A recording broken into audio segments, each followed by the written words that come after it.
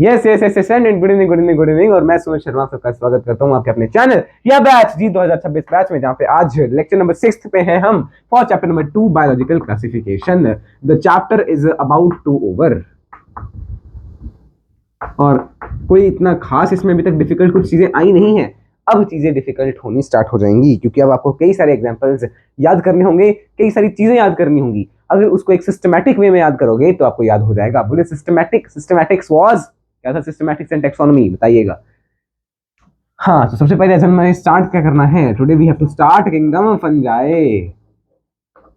बोले फंजाई क्या होता है? फंगी होता है, कोई बोल रहा है फंजी होता है। हाँ, फंजी गंजी कुछ भी कर दो तुम। ओके, तो किंगडम फंगस कह लो, फंगाई कह लो, फंजाई कह लो, anything that you want to say you can say. And चलिए स्टार्ट करते हैं। सबसे पहले आपने क्या पढ़ा था कि किंगडम फंगस में क्या आता है? किंगडम फंगस में क्या किंगडम फंगस में क्या आता है उसके बारे में हम बात कर लेते हैं। किंगडम फंगस में आते हैं सबसे पहले तो ऑफ कोर्स यूकैरियोटिक होंगे और वो मल्टीसेलुलर यूकैरियोट्स आएंगे। अब आपके आगे की सारी चीजें कौन सी हैं?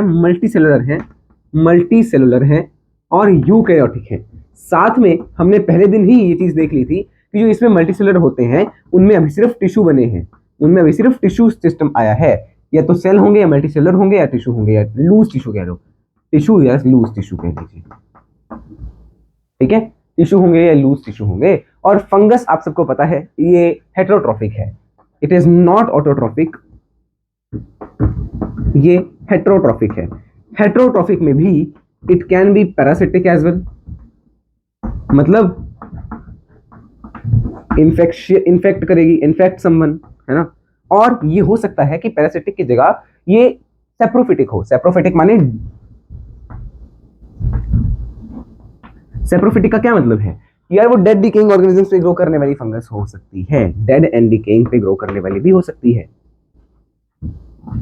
आपको पहले ही पेज पे जो पहला पैराग्राफ दिया हुआ है ये चेक करना, किंगडम फंगाई का पहला पैराग्राफ। इधर इन्होंने बड़ा कुछ बता दिया यार, ये हेटेरोट्रॉफिक है, मॉर्फोलॉजी और हैबिटेट में बड़ी डाइवर्सिटी है। नीचे देखना, यहाँ पे इन्होंने सब कुछ इसी पेज पे एग्जांपल वगैरह बता दिए हैं, बट मुझे उन एग्जांपल्स से अभी कोई लेना देना नहीं है, क्योंकि एग्जांपल्स हम कब करेंगे? We will move on towards the examples जब हम अलग अलग क्लासेस पढ़ रहे होंगे। फंगस की आपको 4 क्लासेस पढ़नी है, उन 4 क्लासेस के नाम मैं आपको अभी से ही बता रहा हूं ताकि आप याद कर सकें उनको एट अ टाइम, और इसी ऑर्डर में याद करना, क्योंकि आपको इसी ऑर्डर में याद होने चाहिए। ऐसे ही मैं ट्रिक्स आपको बताऊंगा। फाइकोमाइसिटीज,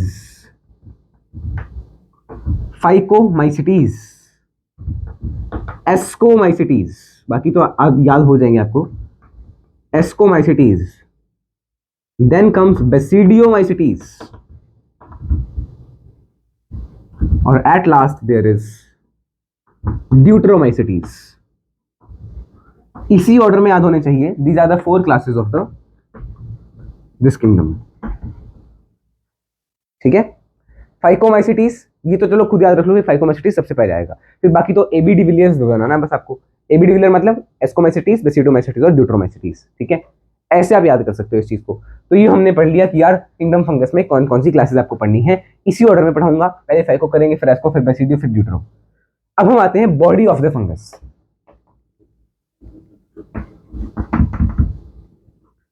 फंगस की बॉडी में फिलामेंटस थ्रेड लाइक स्ट्रक्चर, जैसे आपने देखा था, आप ऐसे बनाते थे राइजोपस का डायग्राम। क्लास 6th 7th से आप राइजोपस का डायग्राम बना रहे हो, तो आप उसमें ऐसे बनाते थे ना, ये इस प्रकार से। ये जो है इसको आप क्या बोलते थे? हाइफा बोलते थे, हाइफी बोलते थे। और कई बार आप ऐसे करके दूसरी फंगस से इसको जोड़ देते थे, फिर माइसीलियम लिख देते थे, यहाँ पे फिर माइसीलियम लिख देते थे, है ना। और यहाँ पे आप कहते थे कि यार ये चीज है स्पोरेंजियम, इसके अंदर बनते हैं स्पोर्स। याद करो, तो यही आपके पास बॉडी ऑफ फंगस में आएगा। क्या इसमें there are hyphae thread like filamentous structures,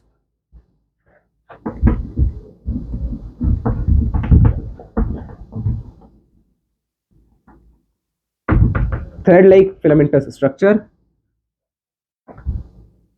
called hyphae form a mesh like structure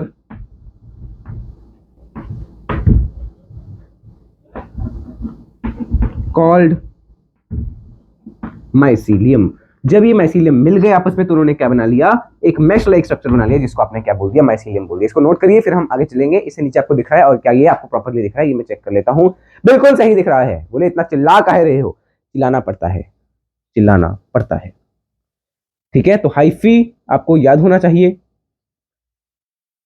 thread like structure है, थ्रेड लाइक है, ठीक है, और भी लिख लीजिए, थ्रेड लाइक लिख लीजिए। और क्योंकि थ्रेड लाइक है तो बहुत पतला पतला सा होता है। स्लेंडर, स्लेंडर का क्या मतलब है, लॉन्ग भी होगा और साथ में बहुत पतला सा होगा। जैसे आपने पढ़ा होगा लॉन्ग स्लेंडर पार्ट को आपने क्या बोला था, उसमें फिलामेंट बोला था ना, फिलामेंट है या स्टाइल है इन प्लांट किंगडम। अगर आप, अच्छा आपने तो पढ़ा ही नहीं अभी, ठीक है। तो स्लेंडर मतलब पतला सा, टेंडर सा, हल्का सा, जैसे ऐसे हल्का सा हाथ लगा टूट जाए, ठीक है, नोट कर लीजिए ना साथ साथ में। स्लेंडर है, लॉन्ग है और थ्रेड लाइक है। यीस्ट में आपने लिखा यार ये मल्टी सेलुलर है, बट एक यीस्ट ऐसी है, सॉरी एक फंगस ऐसी है जो कि यूनिसेलुलर भी हो सकती है। ओनली वन एक्सेप्शन, जो कि कौन सी है, यूनिसेलुलर फंगस है, बाकी सारी मल्टी सेलुलर है। उसका नाम क्या है, यीस्ट। उसका नाम है यीस्ट, वही यीस्ट जिससे आप बेकिंग वगैरह में यूज करते हो। इसका साइंटिफिक नेम भी लिखना चाहो तो लिख सकते हो, सेक्रोमाइसिस सर्विसी। वैसे भी क्लास 11th 12th में आपने इसको पढ़ना ही है, सेक्रोमाइसिस सर्विसी, नोट कर लो। मैं इसकी पिक्चर क्लिक कर रहा हूँ दोबारा से, क्योंकि अब हमने कई सारी चीजें और भी लिख ली हैं इसी बोर्ड पे। आई होप एंड बिलीव आपने इसको नोट कर लिया होगा। If not, you have not noted, तो जल्दी जल्दी नोट कर लीजिए, मैं यहीं पे खड़ा हूँ।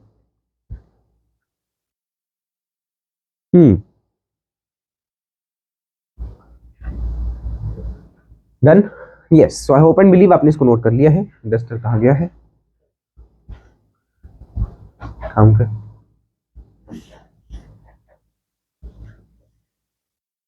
अब हम बात करेंगे टाइप्स ऑफ माइसीलियम की। जो हमने क्लासेस बनाई हैं ये किस बेसिस पे बनाई हैं, इसी पे नीट 2024 में प्रश्न आया था यार, इनमें से कौन सा बेसिस नहीं है इन क्लासेस का। तो वो मैं आपको क्लासेस पढ़ाने के बाद बता दूंगा या पढ़ाने से पहले बता दूंगा, पहले बताने तो ज्यादा बेटर रहेगा। सर नाउ हम क्या कर रहे थे, टाइप्स ऑफ माइसीलियम, कैसे माइसीलियम हो सकता है। देखना ऐसा हो सकता है, देखो इस प्रकार का, जिसमें सेल्स जो है वो ऐसे हैं, ऐसे प्रेजेंट है, इस तरह से सेल्स प्रेजेंट हैं और अलग अलग सेल का अलग अलग न्यूक्लियस है और एक ही न्यूक्लियस एक सेल के अंदर है। ऐसा हो सकता है ना, because they are multi cellular. ऐसा ही होगा माइसीलियम। तो ये टाइप्स ऑफ माइसीलियम में पहला है ये आपका, यहाँ देखो ये जो बाउंड्री है इसको बोलते हो सेप्टा। अगर ये सेप्टा प्रेजेंट है तो ये सेप्टेट हो गया, और सेप्टेट के साथ आप लिख देंगे ब्रांच्ड। ये सेप्टेट एंड ब्रांच्ड माइसीलियम है। सबसे पहला है सेप्टेट एंड ब्रांच्ड। इसी से उल्टा सेकंड वाला कैसा होगा, देखो सेकंड वाले में क्या है, सेप्टा हट गई, नाउ सेप्टा इज रिमूव। उसके कई सारे कारण हो सकते हैं, बट सेप्टा रिमूव हो गई तो आपको सिर्फ ऐसे न्यूक्लियस ही न्यूक्लियस दिख रहे हैं। तो ये आपको मल्टी न्यूक्लियस स्ट्रक्चर दिख रहा है, इसमें सेप्टा नहीं है, तो सेकंड वाले में सेप्टा इज एब्सेंट, तो इसलिए इसको आप बोलते हो असेप्टेट, असेप्टेट। ऑलराइट, ये कैसी है, असेप्टेट है। अब असेप्टेट कैसे हुई होगी उसके ऊपर बात करते हैं। सबसे पहली चीज, इसको पहले आप नोट करो, फिर अगले पेज पे लिखा देता हूँ वो चीज, बिकॉज उसमें थोड़ा सा आपको पेज चाहिए होगा, बढ़िया प्रॉपर जगह चाहिए। एक मिनट यार, ये थोड़ा, हाँ अब ठीक लग रहा है, फिर भी थोड़ा बेटर सा हो गया, फोकस नहीं था पे कैमरा। दांत काहे निकाल रहे हो हैं, आज इधर कोई बैठा भी हुआ है, नंबर 1 बुलशिट का है, छोटी मोटी पदवी का भी नहीं, नंबर 1 बुलशिट का है। देख रहा है क्या हो रहा है। हाँ, तो हम बात कर रहे थे असेप्टेट की। अब असेप्टेट होने के दो कारण हो सकते हैं, नंबर 1 सिनोसिटिक और नंबर 2 इज सिंसिशियम। सिंसिटियम बोल दो या सिंसिशियम बोल दो, सेम ही बात है, प्रोनाउंसिएशन की ही फर्क है। अब देखना, सबसे पहला है सिनोसिटिक में क्या होगा, हो सकता है कि सेल ने डिवाइड जब कर रहा है तो सेल डिवाइड नहीं किया, सिर्फ कैरियोगेमी हुई, कैरियोकिनेसिस हुआ। कैरियोकिनेसिस का मतलब हुआ, कैरियो का क्या मतलब होता है, जैसे यूकैरियोट बोलते हैं, तो कैरियो का क्या मतलब होता है, न्यूक्लियस। तो सिर्फ न्यूक्लियस, अच्छा देखो कैरियोगेमी, सॉरी कैरियोकिनेसिस की बात कर रहे थे हम, कैरियो का क्या मतलब है? कैरियो का मतलब है न्यूक्लियस और काइनेसिस का मतलब होता है डिवीजन। मान लो सिर्फ न्यूक्लियस डिवाइड कर रहा है, ये एक सेल है, इसका सिर्फ न्यूक्लियस डिवाइड किया। अब दो न्यूक्लियस हो गए बट सेल डिवाइड नहीं किया, मतलब इसका साइटोप्लाज्म जो है डिवाइड नहीं हुआ, एक ही साइटोप्लाज्म के अंदर हो गए। ऐसी चार न्यूक्लियस, तो इसको बोलते हैं कैरियोकाइनेसिस हो रही है बट साइटोकाइनेसिस नहीं हो रही। तो सिंसिटियम के केस में यही होता है। The multinuclear condition, multinuclear condition is due to karyogamy not followed by karyogamy लिख दिया फिर से मैंने, एक्चुअली ना ये रिप्रोडक्शन में आता है karyogamy, karyokinesis not followed by cytokinesis. Cytokinesis का मतलब साइटोप्लाज्म का डिवीजन, ठीक है ना। कैरियोकाइनेसिस समझा दिया, साइटोकाइनेसिस भी आपको पता लग गया। तो इस कंडीशन में आप बोलेंगे कि वो असेप्टेड तो हुआ बट कैसे हुआ? सिनोसिटिक कंडीशन के कारण हुआ। मतलब पहले मान लो ऐसे था ना, तो उसने जब डिवाइड कर रहा है या एक सेल जब डिवाइड कर रहा है तो वो सेल डिवाइड तो कर रहा है बट उसमें साइटोप्लाज्म इज नॉट डिवाइडिंग, सिर्फ न्यूक्लियस ही बार बार खुद को डबल कर रहा है। ठीक है, पहले एक न्यूक्लियस था, फिर दो हो गए, फिर तीन हो गए, चार हो गए, पांच हो गए, इस तरह से न्यूक्लियस डिवाइड कर रहा है but cell is not dividing, यानी कि साइटोप्लाज्म इज नॉट डिवाइडिंग। समझ में आया? समझ में आया? समझ में आया क्या? मगज में आया क्या? बोल। अब तो देख नहीं रहा बैठा ईयरफोन्स लगा के, सुना नहीं कि पढ़ ले। सिंसिटियम, सेकेंड है सिंसिटियम। हो सकता है कि पहले सेप्टा प्रेजेंट हो बट बाद में, पहले जो है वो सेप्टा प्रेजेंट थे मान लीजिए, बाद में क्या हुआ, सेल ने क्या किया, ये दोनों सेल ने बोला कि यार हम एक हो जाते हैं, हम अपनी सेल वॉल को मिटा देते हैं। इन्होंने अपनी सेल वॉल को मिटा दिया तो सेल वॉल डिसॉल्व हो गई। फिर इन दोनों ने बोला, इन्होंने भी डिसॉल्व कर ली, इन दोनों ने भी डिसॉल्व कर ली, इन दोनों ने भी, सबने डिसॉल्व कर ली। तो क्या आपको ऐसा नहीं लगेगा कि यार ये सिनोसिटिक है? क्या ये एसेप्टेट है? लगेगा ना। तो वही है इसमें। सिंसिटियम में क्या होता है, सिंसिटियम में क्या होता है, सिंसिटियम में the multi nuclear condition, the multi nucleate लिख लीजिए, मल्टी न्यूक्लियर लिख लीजिए, condition arises due to the fusion of cells, fusion of cells, cells fuse हुए हैं by dissolution of cell wall, by dissolution of cell wall. समझ आया? अब आपको याद क्या रखना है, तो पहले तो ये बताओ, जो चार क्लासेस मैंने बताई थी क्या उनके नाम याद हो गए? कौन सी थी? सबसे पहले थी फाइकोमाइसिटीज, देन एस्कोबैसिडियो एंड ड्यूटेरोमाइसिटीज, ये चार क्लासेस थी। उसमें से आपको क्या याद रखना है वो मैं आपको बताऊंगा, पहले आप इसको नोट करिए। सारी की सारी ही सेप्टेट हैं, ब्रांच्ड हैं, सिवाय एक के। वो एक कौन सी है? फाइकोमाइसिटीज है। चेक करो, फाइकोमाइसिटीज में सबसे पहली लाइन में लिखा है क्या? पहली में नहीं लिखा, नेक्स्ट लाइन में, सेकंड लाइन चेक करो, द माइसीलियम इज असेप्टेट एंड कौन सा लिखा? ये लिखा, सिंसिटियम नहीं लिखा, मतलब उसमें सिनोसिटिक के कारण हो रहा है, उसमें न्यूक्लियस डिवीजन हो रही है और साइटोकाइनेसिस नहीं हो पा रही है। एग्जांपल्स के बारे में बात कर लेते हैं। सेप्टेट एंड ब्रांच्ड में कौन से एग्जांपल्स आएंगे? सारे वो एग्जांपल्स जो किस क्लास के हैं, किस क्लास के हैं? फाइकोमाइसिटीज को छोड़ के बाकी सारे तो सेप्टेट ब्रांच थे, यानी कि एस्कोमाइसिटीज। देखो माइसिटीज कैसे याद रखोगे, ये हमने जो क्लासिफाई किए हैं ये हमने कई सारे कैरेक्टर्स के ऊपर बेस्ड किए हैं कि यार इनका मतलब इनका माइसीलियम कैसा है। सबसे पहला कंडीशन तो आपने यही देख लिया माइसीलियम कैसा है।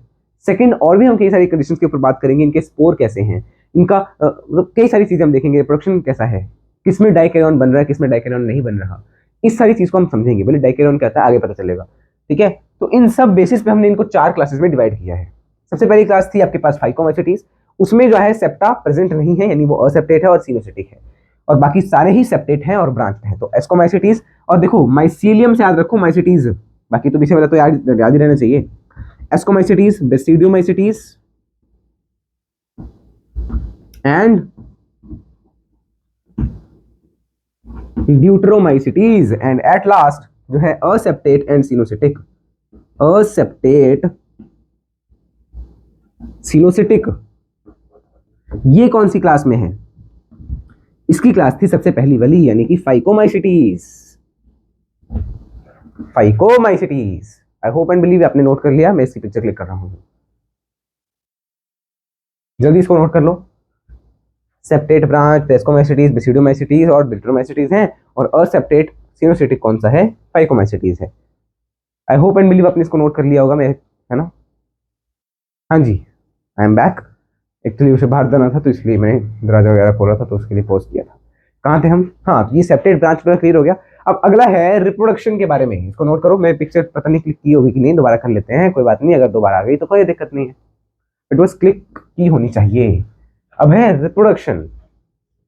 ये सारे बेसिस हैं कि हमने किस बेसिस पे इन 4 क्लासेस को हमने डिवाइड किया है, उसी बेसिस पे यहाँ पे मैं लिखवा रहा हूँ आपको। और आप देखना, आपको एग्जांपल्स बड़े आसानी से याद करवा दूंगा।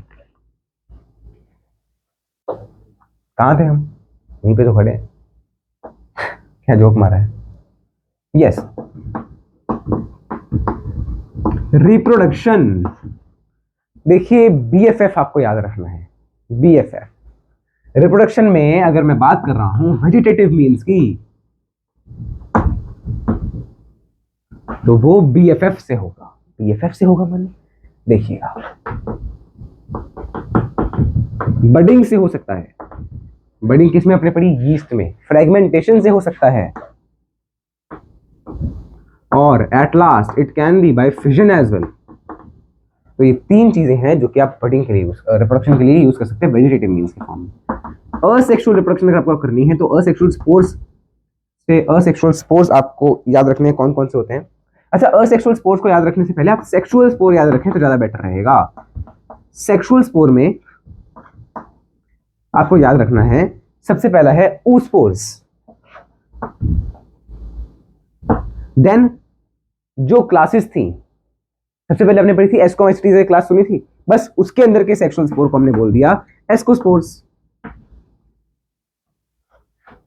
बेसिडोमाइसिटीज पढ़ी थी, बेसिडोमाइसिटीज के सेक्सुअल स्पोर को हमने बोल दिया बेसिडियोस्पोर्स। बस। न्यूट्रोमाइसिटीज पढ़ी थी, उसके अंदर सेक्सुअल स्पोर बनते ही नहीं।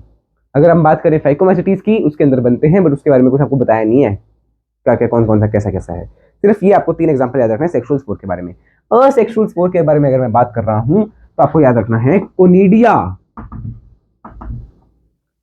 कोनिडिया, अब ये तो थोड़ा सा याद रखोगे ना, कोनिडिया। और आपको याद रखना है स्पोरेंजियोस्पोर। Sporangiospore, sporangiospore. स्पोरेंजियोस्पोर का क्या मतलब है? अच्छा, ये 2 तरह के हो सकता है स्पोरेंजियोस्पोर मोटाइल हो या नॉन मोटाइल हो। अगर तो मोटाइल है तो उसको हम बोल देते हैं जूस्पोर, जो कि कैसा है? मोटाइल है। अगर तो वो नॉन मोटाइल है तो उसको हम बोलेंगे एप्लानोस्पोर। एप्लानोस्पोर ये कैसा है? Non motile. कैसे याद रखोगे इसका कि नॉन मोटाइल कौन सा, मोटाइल कौन सा? जू माने एनिमल, एनिमल मतलब जो घूम सकता है आराम से। एप्पल, एप्पल माने जो नहीं घूम सकता। अभी अभी बनाइए ट्रिक। एप्लानोस्पोर नॉन मोटाइल, ठीक है। तो ये स्पोरेंजियोस्पोर के एग्जांपल है, और ये कोनिडिया आपको बताइए ना, ये असेक्सुअल स्पोर्स हैं। कोई पूछे इनमें से असेक्सुअल स्पोर कौन सा है, 4 ऑप्शन देंगे, 3 तो यही होंगे, चौथा इनमें से कोई होगा। वैसे आप याद रख लो, oospore, एस्कोस्पोर, बेसिडियोस्पोर आपके सिर्फ सेक्सुअल है, और बाकी सारे आपके आवाज असेक्सुअल स्पोर्स होंगे। नोट करो इसको जल्दी से जल्दी, फिर हम, अच्छा स्पोर्स के बारे में अभी बता दूं क्या? नोट कर लो, देखते अभी क्या बताना है, बाद में जब हम क्लास पढ़ेंगे तो उस, ये भी एक बेसिस है, रिप्रोडक्शन भी एक बेसिस है, और ये स्पोर्स भी बेसिस है यार। कौन से उसमें कौन सा स्पोर है, कौन सी क्लास में कौन सा स्पोर है, पहले याद रखना। ये एप्लानोस्पोर और जूस्पोर, देखो एस्कोस्पोर तो एस्कोमाइसिटीज में होंगे, बेसिडियोस्पोर बेसिडोमाइसिटीज में होंगे। एस्कोमाइसिटीज में कोनिडिया भी मिलता है। ड्यूटोमाइसिटीज में आपको कोई स्पोर रखने की आवश्यकता नहीं है, उसमें कोनिडिया होता है, क्योंकि वो असेक्सुअल स्पोर में है ना, तो असेक्सुअल में से कोई ना कोई होना चाहिए था, तो उसमें कोनिडिया है। ये जो जेड और ए है, ए जेड, देखो पहला अक्षर भी आ गया, लास्ट मैंने कैसे याद रखा है, आप ऐसे याद रख सकते हो, नहीं तो आपकी मर्जी है। ए जेड पहला और लास्ट दोनों आ गए, तो ये किस में आते हैं? जो पहली क्लास आपने पढ़ी फाइकोमाइसिटीज में। फाइकोमाइसिटीज में आपके पास एप्लानोस्पोर भी है, जूस्पोर भी है, ऐसे याद रखा था मैंने, तो भाई आपके ऊपर है, आप जैसे याद रखना चाहो वैसे रख सकते हो। मैं आपको अपनी तरफ से जो मैंने ट्रिक्स बनाई थी खुद के लिए, जिससे मुझे अभी तक याद हो गया है, ठीक है, वो मैंने आपको अभी बता दी। एग्जाम्पल्स की ट्रिक बड़ी अच्छी है, वो आप थोड़ा सा वेट करना उसके लिए, ठीक है। तो मैं लिखा ही देता हूं अभी भी। फिर बस जब हम क्लास करेंगे तो आपका सिर्फ रिवीजन ही होना चाहिए उसके अंदर।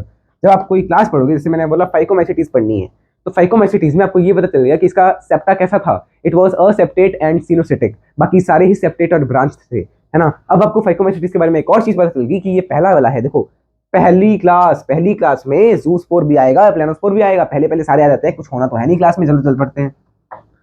तो इसमें एप्लेनोस्पोर है जो कि है नॉन मोटाइल, इसमें ज़ूस्पोर है जो कि है मोटाइल, एप्लेनोस्पोर एंड ज़ूस्पोर। नेक्स्ट फाइकोमैसेटीज हो गई। एस्कोमैसेटीज में कोनिडिया है, असेक्सुअल स्पोर, और एस्कोस्पोर है, सेक्सुअल स्पोर। अच्छा, एस्कोस्पोर कहां बनेगा? ये दोनों स्पोर भी ना एक थैला है, एक थैले या एक किसी स्ट्रक्चर के अंदर बनते हैं, तो ये एंडोजीनियस स्पोर्स होंगे। ठीक है, स्पोर्स के बारे में आपको ये भी लिख लेना है यहीं पे, दो तरह के हो सकते हैं, दे कैन बी एंडोजीनस और दे कैन बी एक्सोजीनस। जो ये है ना स्पोरेंजियोस्पोर, ये दोनों ही एंडोस्पोर्स होंगे। स्पोरेंजियोस्पोर्स आर एंडोस्पोर और conidia is not endospore. Conidia बाहर बनता है, ठीक है, कोनिडिया जो है असेक्सुअल है और एक्सोस्पोर है, मतलब बाहर बनेगा। कहां बनेगा वो मैं आपको बता दूंगा। अभी के लिए आपको क्या रखना है, स्पोरेंजियोस्पोर। देखो आपने पढ़ा स्पोरेंजियम, ये स्पोरेंजियोफोर। जब आप राइजोपस का डायग्राम बनाते थे छोटे होते, तो आप ऐसे ऊपर स्पोरेंजियोफोर बनाते थे, तो उसमें आप लिखते थे स्पोर, उसके अंदर बनाते थे स्पोर, तो वो या तो ज़ूस्पोर या एप्लेनोस्पोर हो सकते हैं। ठीक है, और बाकी इनके बारे में तो हम बात करते ही रहेंगे। एस्कोस्पोर, ये भी एस्कस के अंदर बनते हैं, सेक्सुअल स्पोर्स हैं। Basidiospores in basidium, in basidiomycetes, deuteromycetes में there are only conidia. Note कर लो सारी चीजें, है ना, मैंने बोल तो दी ही है, यहाँ पे लिख भी देता हूँ। बेसिडियोमाइसिटीज में कौन से स्पोर्स हैं? बेसिडियोस्पोर्स। और एट लास्ट ड्यूट्रोमाइसिटीज में आपके पास आपको कोई भी स्कोर, ये वाला तो कोई भी नहीं मिलेगा, कोई मिलेगा तो कौन सा? Conidia. I hope and believe आपने इसको नोट कर लिया। देखो नोट करना से कुछ नहीं होगा, याद करने से सब कुछ होगा। इसको साथ में याद रखना। अगर कोई मान लो किसी ने नोट नहीं किया पर उसने मेरी ट्रिक्स सुन ली और उसको ट्रिक्स याद रह गई, याद रहनी चाहिए, तो उसका फायदा भी हो जाएगा। ऐसे कोई फायदा नहीं है यार, आपने ट्रिक सुनी फिर भूल गए कल तक को, फिर क्या फायदा? इसके पिक्चर क्लिक कर रहा हूँ, जल्दी जल्दी आप भी नोट करो। आई होप एंड बिलीव आपने नोट कर लिया। अब हम इसकी रिप्रोडक्शन के बारे में बात करते हैं कि सेक्सुअल साइकिल कैसे चलती है इनके अंदर। ठीक है, मैंने पिक्चर भी क्लिक कर ली। देखो फंगस को पढ़ने के लिए आपको 2 दिन तो लग ही जाएंगे ना, 6 और 7वां लेक्चर तक मान लो, और 8वां लेक्चर आप उसमें लगा दो, जो आपका लास्ट में वायरस, वायरॉइड्स, प्रॉन्स, और 9वां लेक्चर आप उसके लिए मान लो, क्वेश्चंस के लिए। ठीक है, तो 9 लेक्चर्स में ये चैप्टर मैं कंप्लीट करवा दूंगा। फिर हम चलेंगे 3rd चैप्टर की तरफ, जो कि अच्छा प्लांट किंगडम स्टार्ट करने से पहले हम कोई एनिमल वाला चैप्टर भी पढ़ लें क्या? बिकॉज प्लांट अभी मेरा 2रा चैप्टर चल रहा है बॉटनी का, इसके बाद हम देखेंगे कोई ना कोई एनिमल वाला चैप्टर, जूलॉजी का चैप्टर स्टार्ट कर लेंगे। ठीक है, देखते हैं, चलो देखेंगे। कहाँ थे हम किंगडम फंगस में? सेक्सुअल स्टेजेस, सेक्सुअल साइकिल लिख लेते हैं। वेट करना 1 मिनट, को बाहर कोई आया है। Yes, now I am continuing again. Sexual cycle के बारे में हम थे। तो सेक्सुअल साइकिल में सबसे पहले आपको मैंने पहले ही बोला क्या होगा सबसे पहले यार, प्लाज्मोगेमी होगी। बोले प्लाज्मोगेमी का क्या मतलब समझे? देखो एक गेमीट है, दूसरा गेमीट है, दोनों मोटाइल भी हो सकते हैं, नॉन मोटाइल भी हो सकते हैं। वो आए, उन्होंने अपना साइटोप्लाज्म, देखो ये एक गेमीट है, ये दूसरा गेमीट है, आए और उन्होंने अपना साइटोप्लाज्म फ्यूज कर लिया, मतलब उनके बीच में कोई ऐसे दरार नहीं है, वो एक ही साइटोप्लाज्म के हैं, बट इसका न्यूक्लियस अभी भी ऐसे ही है, तो ये प्लाज्मोगेमी हो गई। ठीक है ना? The fusion of protoplasm of the 2 gametes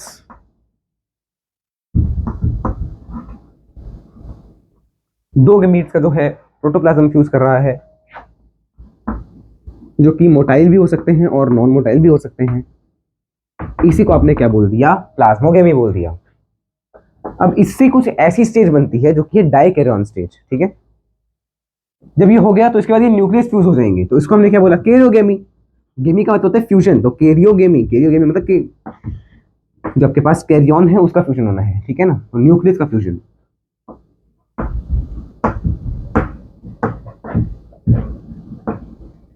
fusion of the nuclei, उसको अपने क्या बोल दिया, कैरियोगेमी। इससे जो बनेगा ज़ायगोट बनेगा, ठीक है। एंड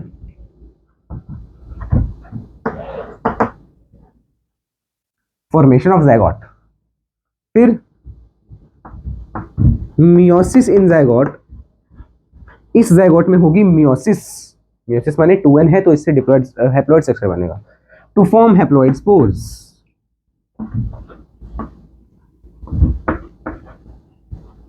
नोट करो, नीचे जगह होगी तो नीचे ही अगला लिखवा दूंगा मैं, हाँ नीचे जगह है। वाइल सेक्सुअल रिप्रोडक्शन, ये सेक्सुअल साइकिल है। अब सेक्सुअल रिप्रोडक्शन के बारे में बात कर लो। वाइल सेक्सुअल रिप्रोडक्शन, जब सेक्सुअल रिप्रोडक्शन हो रहा होगा तो उसमें क्या होता है, ये एक हाइफा है, ये दूसरा हाइफा है, सेपरेट सेपरेट जैसे मर्जी हो सकते हैं, आपस में कंबाइन कर जाएंगे। देखो कंबाइन कर गए, अब हो सकता है इसके न्यूक्लियस जब वो साथ में ही कंबाइन कर जाए या बाद में कंबाइन करें, थोड़ी देर बाद, या है ना, इसमें जो प्लाज्मोगेमी हो रही है और कैरियोगेमी हो रही है उसके बीच में थोड़ा गैप ज्यादा हो जाए, ठीक है। तो वही लिख रहा हूं यहाँ पे, while sexual reproduction comma the hyphae of, yeah, the hypha of the two fungi fuses and followed by fusion of nucleus, fusion of nucleus, इनका न्यूक्लियस भी फ्यूज हो जाएगा उसके बाद। the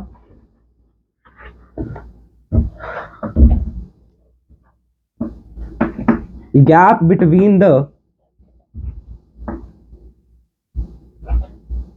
gap between this may be large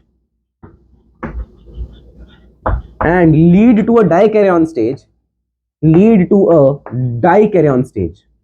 जैसे यहाँ पे है, अभी देखो न्यूक्लियस फ्यूज नहीं किया तो कितने कैरियोटिक हो गया ये, इसको मैं मोनो मतलब इसमें कितने न्यूक्लियस हैं, 2 न्यूक्लियस है ना, इसको हमने क्या बोलते हैं, डाइकैरियन स्टेज। अभी मैं इसको क्या लिखूंगा, 2n लिखूं क्या, नहीं, इसको n लिखूं क्या, नहीं, इसको मैं लिखूंगा n+n। यार एक n है दूसरा n है, वो अभी फ्यूज नहीं किए, फ्यूज कर जाते तो हम 2n लिखते, टू अ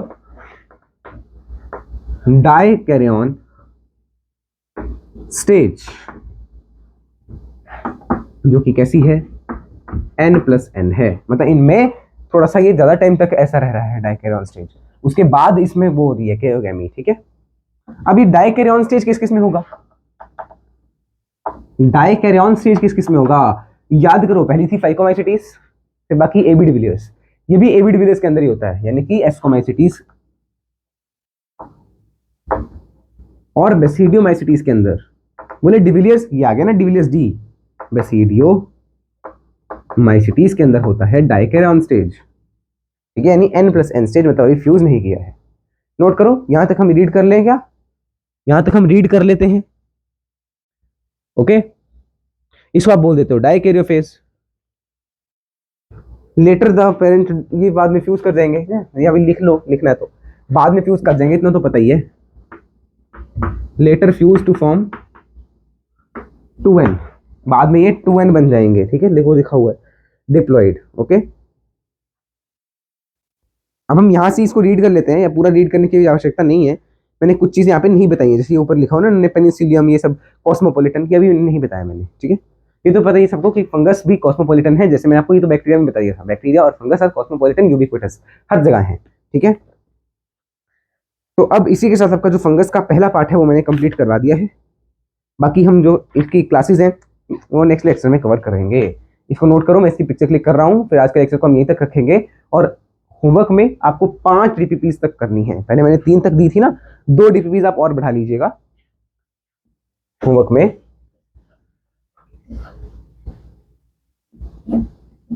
बिकॉज प्रैक्टिस करोगे तो ही तो पता चलेगा तुम्हें भी।